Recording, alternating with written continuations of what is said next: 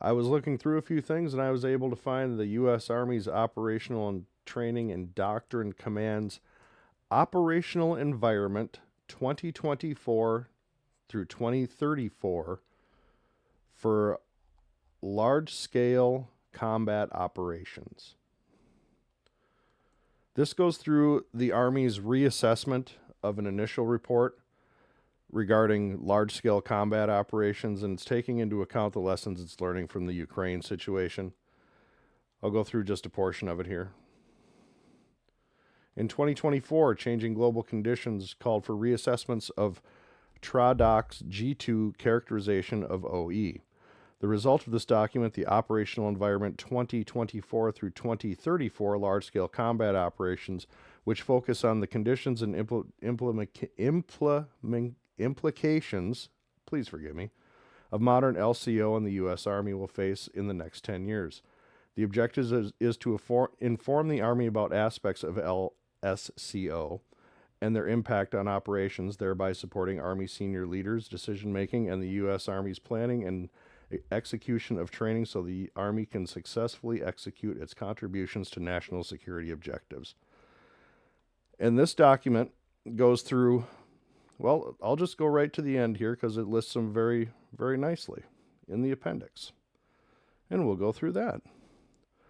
All domain competition and warfare, mass versus precision, proliferation of uncrewed systems, magazine depth and range, transparent battlefield, increased lethality, anti-access and area denial, which these two right here are some of the biggest things the Army is going to be facing. Contested logistics and anti-access and area denial. We know for a fact that that is the Chinese plan. Homeland defense, dense urban warfare, and this is a lesson that we're learning in Ukraine right now, that essentially the way that you handle dense urban warfare is that you just flatten it. You flatten it and then you go pick up the pieces. Information advantage, weapons of mass destruction. Unfortunately, we haven't been able to, we've not had to encounter that, fortunately. The art of versus science of war, annihilation versus attrition, maneuver, fires, and protection. People are the advantage. And throughout this, the U.S. Army points out that its training and its education for its soldiers are the key to its surviving a large-scale combat operation, which I agree. That and logistics. And rapid adaptation, the ability to adapt to the situation. The way that you've seen, frankly, the way you've seen the Russians adapt to the ever-changing battlefield, and the way the Ukrainians have had to adapt to the ever-changing battlefield. And that Army publication, and this is an Army publication, and I'll be sure to link it here. I had to go through a German website in order to find it. But some fascinating information throughout here. Some fascinating information. It's definitely worth a read. I mean, this right here just showing the missile ranges that the Chinese have, and this is in their area denial doctrine. The PLA will try to leverage all domains and dimensions to deny the U.S. Joint Force entry to theater and threaten operations once in theater. Area denial. That's what scares me about the littoral combat teams the Marines are putting out there. Are we going to be able to supply them? Because supplying in a contested logistical situation is exactly what we're going to be doing. And the Army does go through that here. Contested logistics. Delivering ready combat formations is a priority for Army senior leadership. This includes galvanizing the U.S. industrial base to build up the nation's magazine depth required to support enduring long LSCOs. We've been talking about this now forever on this channel, that the U.S. industrial base is sorely lacking, specifically when it comes to the shipbuilding industry. Ground forces would also need a boost too. Our artillery output is woefully lacking. And that gets into that right here. Supply chains and maintenance support for LSCOs will be a high value target for our adversaries, suggesting that they would be protected and functional. At the height of the Russia-Ukraine war in late 2022, Russia was expending 20,000 artillery rounds a day. As Russian logistics nodes and main supply routes were actively targeted by Ukrainian fires, that daily rate fire dropped precipitously to 5,000 rounds per day. Sustained Russian rates of fire and attrition from Ukrainian fires forced Russia to expand its domestic production of ammunition to approximately 3 million rounds per year. We don't even produce 1 million at this point. We are gearing up, and in a couple of years, we're going to be able to produce a couple million. But as of this time, we cannot. And contested logistics, for what they're talking about here, is literally going to be about 5,000 to 7,000 miles. Because at the very top of this, at the very top, right here in the introduction, this is a revisit of the 2021 and 2030 Great Power Competition Crisis and Conflict Operational Environment document.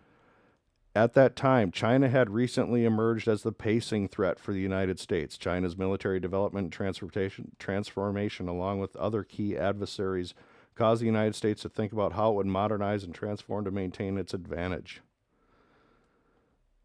So this is about China.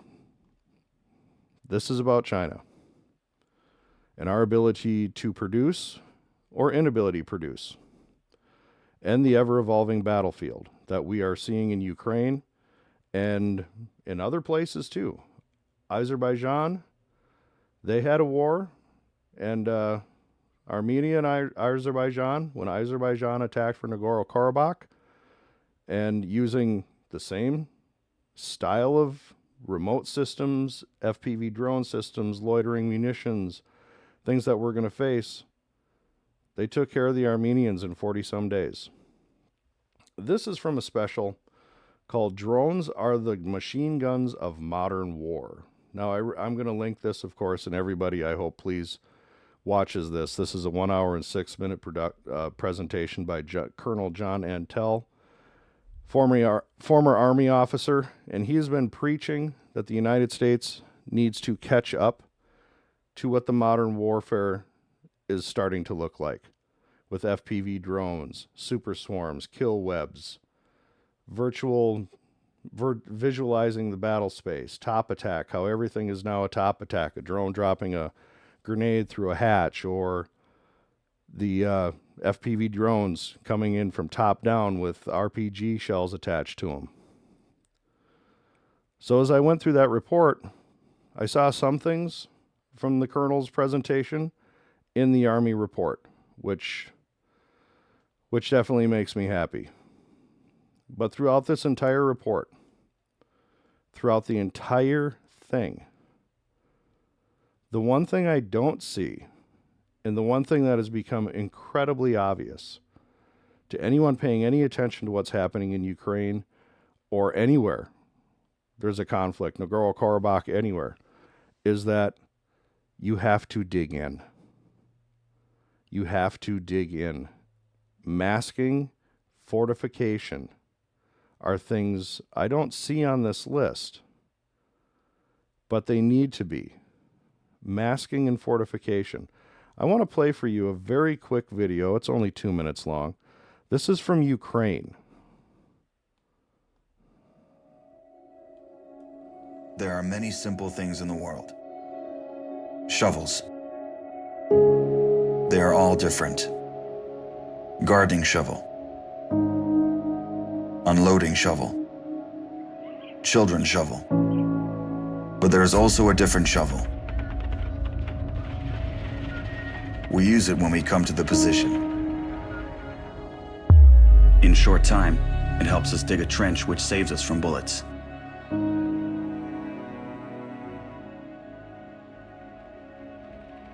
If a tank will pass over the trench, there is a high probability that it will not cause any harm to the soldier. We dig in the ground, deeper, and then connect the trenches with our friends to the left. In just a few hours, trenches are all connected.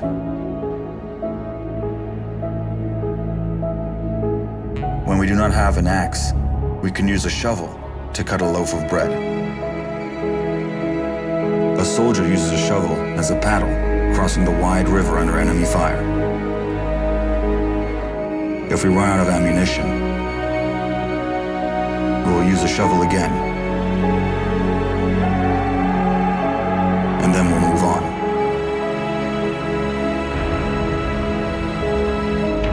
And when we get the order to stop, we'll take a shovel again and build around us an impregnable fortress.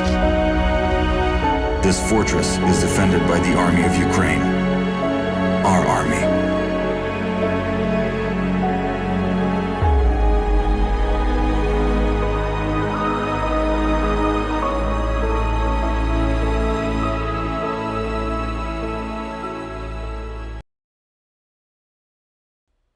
That's one of the things I see missing in this document. Entrenchment, masking, fortification. What we've learned in Ukraine, besides that FPV drones are everywhere, is that trenches, dugouts, fortifications save lives. And that the U.S. Army has to relearn how to dig in quickly, dig in thoroughly. I'm not the only one saying this. Colonel Antel, in one of his other briefings, and this was a briefing that he did to the National Training Center. It was on Zoom, but he was doing it with the senior staff in the National Training Center. And he was really imploring them on how digging in, masking, entrenchment, fortification, how being aware of your electronic presence is also so important. And in this document from the U.S. Army, we see some of those things, but not all. But they are learning, and this is a good document. If you're looking for a little bit of foreknowledge in how the Army is looking at its future conflict, it tells you in here. It tells you exactly what the Army is looking at. And this is a United States Army publication. Available at army.mil. So, this is available for everybody. If you want to find out a little bit more, I encourage you to read it. It's going to be in the description, along with Colonel Antel's briefing. Drones are the modern machine gun, which I think is absolutely a must if you are into what's going on in the modern battlefield, what has to happen. He is at the forefront. I'm already subscribed to his channel, have been for a long time. 218 subscribers, that's it. This man is at the forefront. He is at the forefront of modern warfare. He knows the score, as they say. I highly recommend watching this presentation. His other presentation, 7 Seconds to Die, that's about the Nagorno-Karabakh War, and it's a great presentation as well. And you can actually see in his presentations the evolution of his thinking as the battlefield evolution takes place. It's fascinating to watch. He needs more than 218 subscribers. So with that, that's all I got. I appreciate you listening. Please hit the like and the subscribe if you did like it, and share it with a friend. Tell them the U.S. Army is starting to think about large-scale combat operations, LSCOs, and they need to. Thank you.